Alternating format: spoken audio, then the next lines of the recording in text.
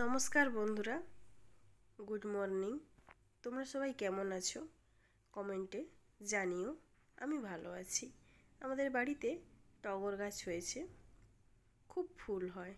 বাড়িতে ভেন্ডি গাছ, উচ্ছে গাছ, বরবটি গাছ হয়েছে। আজ রান্না করব মাছের ঝোল, মাছের ডিমের বড়া। তাই আলু কেটে নিচ্ছি, আদা রসুন ছাড়িয়ে নেব।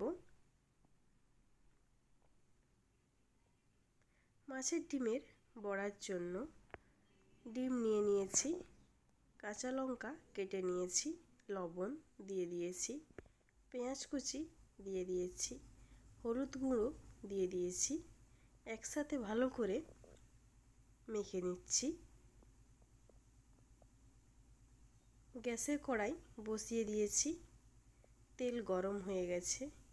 এবার ডিমগুলো দিয়ে দিচ্ছি। ডিমের বড়া খেতে খুব ভালো লাগে। তোমাদের কেমন লাগে কমেন্টে অবশ্যই জানিও।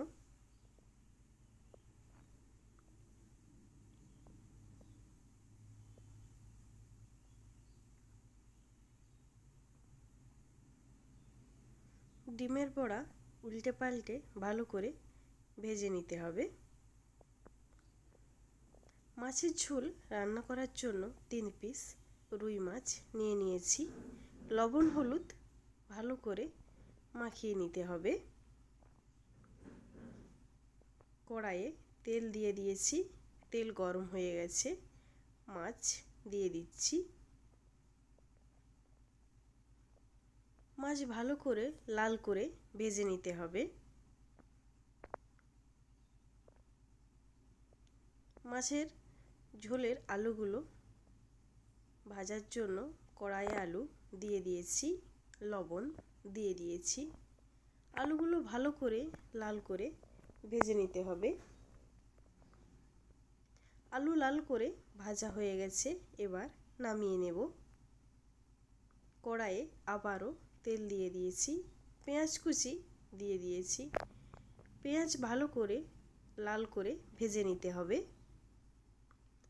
বেটে রাখা আদা রসুন দিয়ে দিয়েছি। জিরে লঙ্কা হলুদ একসাথে দিয়ে দিয়েছি। মশলা ভালো করে কষিয়ে নিতে হবে।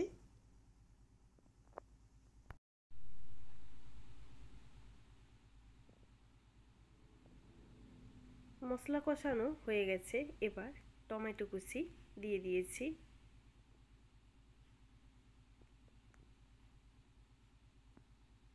পরিমাণ মতো লবণ দিয়ে দিয়েছি।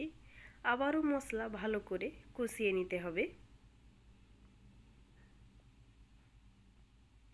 মশলা কষানো হয়ে গেছে, এবার ভেজে রাখা আলু দিয়ে দেব। ভালো করে আলু দিয়ে কষিয়ে নিতে হবে। আলু কষানো হয়ে গেছে, পরিমাণ মতো জল দিয়ে দিয়েছি। জল দেওয়ার পর 5 মিনিট ফুটিয়ে নিতে হবে। এবার ভেজে রাখা মাছগুলো দিয়ে দিয়েছি।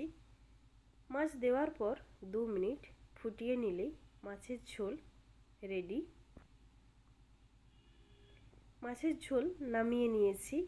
আপনারা এইভাবে একবার বাড়িতে রান্না করে দেখুন, খেতে খুব ভালো লাগবে। কমেন্টে জানাবেন কেমন লাগলো আজকের রান্না। সবাইকে অসংখ্য ধন্যবাদ।